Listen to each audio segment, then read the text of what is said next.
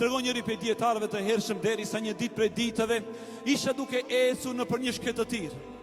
Kur ja prej së largët i po e shoh një kasoll dhe brenda në të ishte një njeri që e dëgjoja duke thënë: "O Allah, të falenderohem për mirësi që mi ke dhënë, që më ke dallu prej shumicës të krijesave." Hyra brenda, dhe kur e pashtot ishte një plak i verbër edhe sakat. I varfër nuk kishte para vetes vetëm diçka që të prishën agjërimin.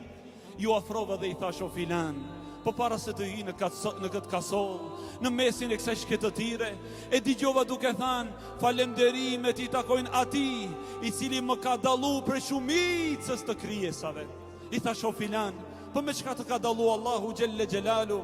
A nuk të ka bë Allahu të verbër?